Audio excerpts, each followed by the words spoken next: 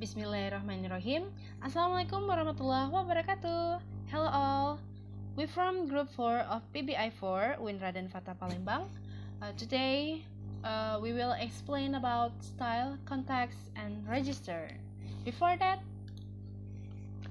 let me introduce my team. My name is Rizka Nurziza Rozala, and my partners are Ayu Mahesti, Rian Ahmadi Niko Perdana, Ria Marada Kamaputri, and Siti Oktarina. Okay guys, I will explain about the definition of style. According to Janet Holmes 2001, style is language variation which reflects change in situational factors such as addressee, setting, text, or topic. Di sini dapat didefinisikan sebagai perbedaan varian atau bentuk-bentuk bahasa yang digunakan berdasarkan situasi tertentu. Variasi bahasa disebabkan oleh adanya kegiatan interaksi sosial yang dilakukan oleh masyarakat atau kelompok yang sangat beragam dan dikarenakan oleh para penuturnya yang tidak bersifat homogen. Okay, next. Addressee as an influence on style. Addressee is someone who is receiving the message or listener, usually seen from the listener familiarity or background. Jadi di sini siapa penerima pesan atau listener atau orang yang kita ajak berbicara tersebut biasanya dilihat dari keakraban pada listener tersebut, orang tersebut, atau juga latar belakang yang mana menentukan gaya atau variasi bahasa yang kita gunakan. Jika sudah akrab atau mengenal lebih dekat, maka gaya bahasa yang digunakan akan cenderung lebih santai. Sebaliknya, saat kita berbicara kepada orang yang belum terlalu dikenal, maka gaya bahasa tersebut yang kita pakai akan lebih teratur dan sopan. For example, the language used when talking to your brother at home. Bro, where's your jacket? And then the language used when talking to others. Excuse me, what are the requirements to become a member of the library? Okay, we first distinguish this language variation based on speakers and their use. Jadi variasi bahasa tersebut pertama-tama kita bedakan berdasarkan penutur dan penggunaannya. Adapun penjelasan variasi bahasa tersebut sebagai berikut. Age of addressee. People generally talk differently to children and adults. For example, to children, Jake, do you want to eat? And to adults, Miss Queen, are you starving? Okay. Okay guys, and the last one, social background of addressee. Language variation with respect to status, class, and social class of speakers. Variation of this language regarding all personal problems of the speakers, such as age, education, gender, occupation, level of nobility, socioeconomic circumstances, etc. For example, the style of the language we use to ordinary people who were in the streets in contrast to the way we talk to our lecturer. Okay guys, I think enough. Thank you very much. Okay, next material about accommodation theory. It is a theory about how to adjust when communicating between speaker and listeners. As for the effects of ways and problems in communicating, including the first one is speech convergence. The effects in communication where the listener can catch the message delivered by the speaker. What is meant by speech convergence is another word for connected communication or not miscommunication. To get speech convergence between speakers and listeners, they must search for the same knowledge. The second, speaker accommodate. The way speaker match or adjust the language with the capability the home listener, so that the intended message or meaning can be received by the listener and there is no miscommunication in the conversation. So the speakers here must be good at adjusting when communicating with, for example, in multilingual countries such as Singapore and India, with variation in the language, that the people there have choose a language that is comfortable to use and communicating. Next, speech divergence. Speech divergence is the opposite of speech convergence. Speech divergence, the effects in communication where the listener cannot catch the meaning or message from the speakers. There is not convergence, or it causes miscommunication. For example, when the speaker talks about the Harry Potter spell, this listener has never watched the Harry Potter film or read the novel, so the conversation will not connect with the situation. Thus, their communication is speech divergence. And the last one, accommodation problems. Accommodation problems are circumstances where the listener cannot absorb the speaker's message for not sharing the same information and concepts.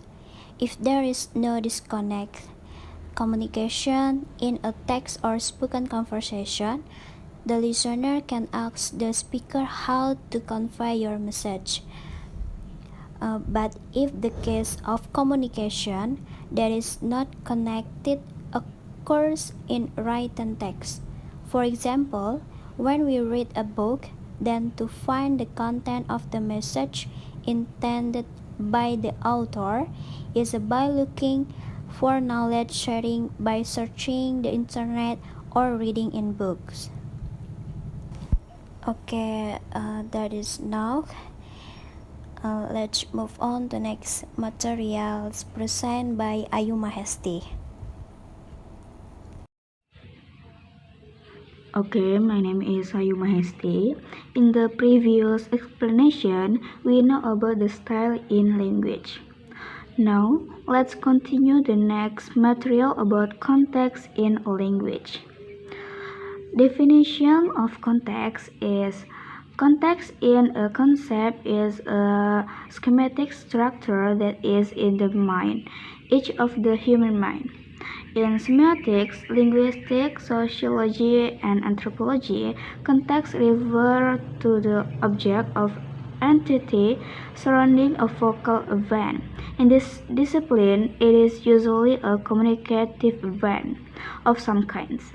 Context is the frame that surrounds event and provides resource for appropriate interpretation. Thus, this context is a relative concept. It can only be defined with respect to several focal events in a frame and separable from that frame. Jadi, yang dimaksud dengan konteks dalam sebuah konsep yaitu sebuah super skema yang ada di dalam pikiran setiap manusia. Dalam semiotika, linguistik, sosiologi, dan antropologi, konteks mengacu pada objek atau entitas yang mengelilingi suatu peristiwa. Dalam disiplin ini, biasanya peristiwa komunikatif terdiri dari beberapa jenis. Konteks adalah bingkai yang mengelilingi peristiwa dan menyediakan sumber daya untuk interpretasi yang sesuai. Dengan demikian, konteks ini merupakan konsep relatif yang hanya dapat didefinisikan sehubungan dengan beberapa peristiwa dalam satu bingkai atau dalam satu circle. Maksudnya yaitu peristiwa tidak terlepas dari bingkai atau circle tersebut. Oke, selanjutnya yaitu konteks, style, and class. Konteks, style, and class terbagi menjadi 4. Yang pertama yaitu colloquial style, yang kedua yaitu formal context and social rules, Dan yang ketiga yaitu the interaction of social class and style. Dan yang keempat yaitu hypercorrection. Kita akan membahas satu-satu topik ini. Yang pertama yaitu colloquial style or the vernacular. Colloquial style or the vernacular is a non-standardized form of language and it does not have any official status. Nah, colloquial style or the vernacular ini adalah gaya bahasa yang dipakai sehari-hari atau bahasa yang mempunyai logat yang kuat. Nah, ini biasanya digunakan ketika santai dan penggunaannya yaitu lebih sering dipakai saat formal. Nah, yang kedua yaitu formal context and social rules. Formal context and social rules is a person's social rules is determined by his or her position or status in the society. So, the speech style will be influenced by the social rule. Nah, formal context dan social rules ini merupakan bentuk ucapan atau panggilan seseorang dalam percakapan yang disesuaikan dengan social rules atau setting tempatnya. Contohnya yaitu Budi memiliki ibu yang berprofesi sebagai dosen di universitasnya. Dan ketika berada di rumah, Budi memanggilnya dengan sebutan mama. Namun ketika berada di kampus, Budi akan memanggil ibunya dengan sebutan ibu atau dosen. Dengan demikian, Budi menyesuaikan bahasa sesuai dengan tempat atau social rules-nya. Yang ketiga yaitu the interaction of social class and style. The style change when we speak to people from different social backgrounds such as lower, middle, or upper class is the definition from the interaction of social class and style. Nah, interaksi social class and style ini maksudnya yaitu interaksi antara kelas sosial dengan gaya bahasa yang digunakan seseorang saat berkomunikasi. Maksudnya yaitu ketika semakin tinggi sosial seseorang, maka makin tertata rapi struktur bahasa yang digunakannya. Begitupun sebaliknya, ketika semakin rendah kelas sosial seseorang, maka semakin tidak tertata rapi struktur sosialnya. Bahkan mungkin akan cenderung lebih kasar. Misalnya, bahasa yang dipakai dalam kehidupan sehari-hari oleh dosen pasti berbeda dengan orang yang berprofesi sebagai pedagang kaki lima di jalanan. Dosen tentu akan lebih menggunakan bahasa yang formal daripada si pedagang kaki lima. Yang keempat yaitu hypercorrection. Hypercorrection is an attempt to justify a language in a sentence or phrase, but it leads to the wrong result. Nah, hypercorrection ini merupakan upaya untuk membenarkan suatu bahasa dalam kalimat atau frasa, tetapi justru mengarah ke hasil yang salah. Nah, hypercorrection ini juga disebut sebagai penggunaan beberapa aturan pengucapan atau aturan grammar yang banyak digunakan oleh pengguna bahasa yang menganggap bahwa bahasa tersebut tidak benar. Tetapi sebenarnya pembicara atau penulis melakukan kesalahpahaman itu untuk dikombinasikan dengan keinginan untuk tampak formal atau berpendidikan. Hypercorrection linguistik terjadi ketika aturan gramatikal dan fonetikal nyata itu diterapkan dalam konteks keliru atau non-standar, sehingga upaya menjadi benar mengarah ke hasil yang salah. Contohnya yaitu between you and I, seharusnya yang benar yaitu between you and me. Oke, thank you. Bismillahirrahmanirrahim. Assalamualaikum warahmatullahi wabarakatuh. My name is Tarina. Okay, I will explain about speech refrigerancy. Speech refrigerancy means the act of distinguishing oneself, speech veteran, in order to draw an obvious difference between one group to the others to show the group's distinctness and not sharing with the speaker. For instance, a contrite girl strengthening her dialect and speech veteran when speaking to a city girl to show that they are of different group of people and it is impossible for them to join forces. I'm fixing to leap to shout. Jadi, berbicara tentang divergensi yaitu berarti tindakan, membedakan pola bicara seseorang untuk menarik perbedaan yang jelas antara satu kelompok dengan yang lain, untuk menunjukkan kekhasan kelompok dan tidak berbagi dengan pembicara. Misalnya, seseorang gadis desa memperkuat dialek dan pola bicaranya ketika berbicara dengan seorang gadis kota untuk menunjukkan bahwa mereka berasal dari kelompok yang berbeda dan tidak mungkin bagi mereka untuk bergabung. Okay, next, style of speech divergency. The speaker relationship with the addressees will determine the speaking style.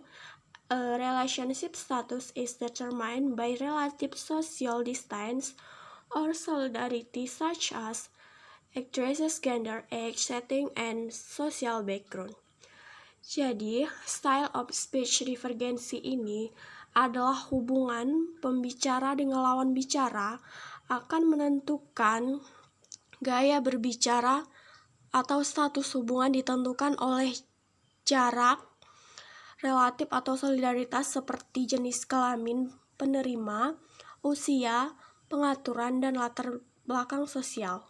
Yaitu misalnya, pembicara akan menggunakan gaya bicara bentuk standar dengan orang asing atau seseorang yang tidak dekat dengan mereka atau seseorang yang mungkin tidak mereka kenal sama sekali.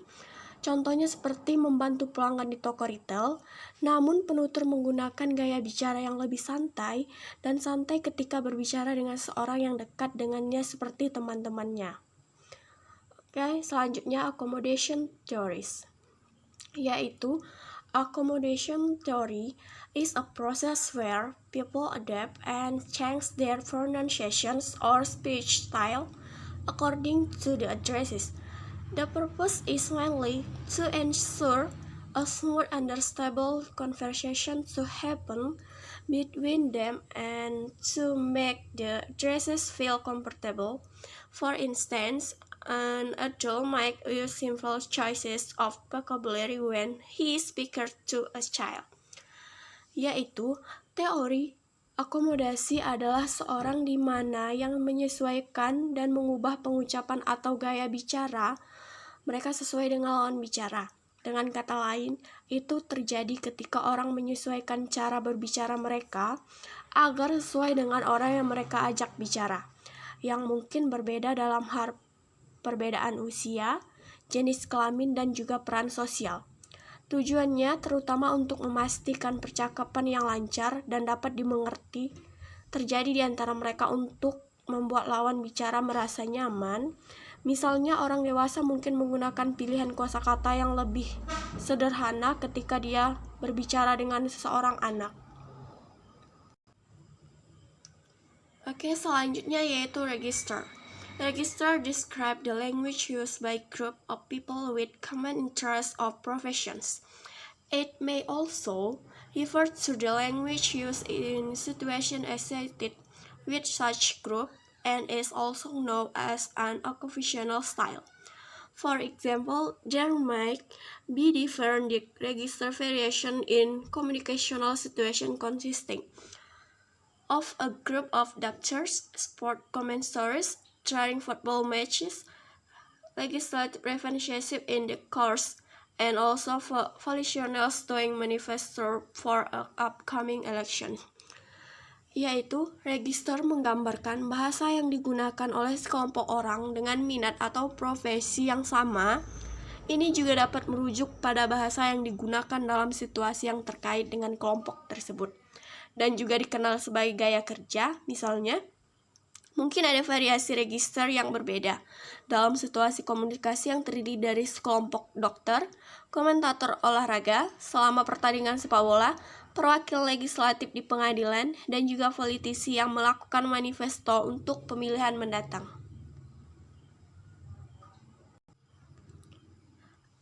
And the last yaitu define of profit. The first define of profit yaitu synthetic reductions, the omissions of some word or phrases in sentence used when conveying or interacting with the same group of people who also understand them. And the second is synthetic inversions. The act of inverting a sentence instead of following the common order such as subject, verb, object to object, subject, verb, and most commonly used in exclamation or question. And the last is routine and formula, used as the shortest form of semantic formula or strategy to describe a certain component of speech as with a narrow range of lexical items among speakers who practice it. Okay, thank you very much. Wassalamualaikum warahmatullahi wabarakatuh. Assalamualaikum warahmatullahi wabarakatuh. My name is Yanel Madini Koperdana. I'm from Group 4 and I will continue the presentation. Okay, I will explain the stylization part. Stylization. When someone goes beyond their usual or normal ways of speaking and behaving and engage in a high or strong performance of some sort, the term stylization is used. The speech or comedians and singers. Ketika seseorang melampaui cara berbicara dan berperilaku yang biasa atau normal dan terlibat dalam semacam kinerja tinggi atau kuat, istilah stilasi digunakan, seperti pidato komedian dan penyanyi. And then crossing are particular types of stylization in which young people temporarily cross over into another group's speech style, like a parody or a pantomime. Jenis gaya bahasa tertentu di mana orang-orang muda untuk sementara menyeberang ke gaya berbicara kelompok lain, seperti parodi atau pantomime. And the next is accommodation problem. First is overdoing convergence might offend listeners. And the second is listeners might react differently to different type of convergence. And the third is reasons behind convergence or divergence are very important. And the fourth is deliberate divergence are regarded as uncooperative or antagonistic. And the fifth is context of the speech is one of the best way to avoid accommodation problem. And the sixth, speech accommodation or style shifting, which often occur unconsciously in casual context, may not be appropriate in more formal context. And then konvergensi yang berlebihan dapat menyinggung pendengar. Pendengar mungkin bereaksi berbeda terhadap jenis konvergensi yang berbeda. Alasan dibalik konvergensi atau divergensi sangat penting. Divergensi yang disengaja dianggap tidak kooperatif atau antagonis. Konteks pidato adalah salah satu cara terbaik untuk menghindari masalah akomodasi. Akomodasi, ucapan atau pergeseran gaya yang sering terjadi secara tidak sadar dalam konteks kasual mungkin tidak sesuai dalam konteks yang lebih formal. Okay, I think that's all. Assalamualaikum warahmatullahi wabarakatuh.